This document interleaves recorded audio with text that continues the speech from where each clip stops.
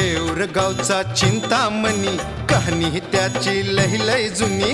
हेऊर गावचा चिंतामणी कहाणी त्याची लय लय जुनी. काय सांगू आता काय सांगू, डाव्या सोंड्याचं नवाल केलं साऱ्यांनी, हो साऱ्यांनी.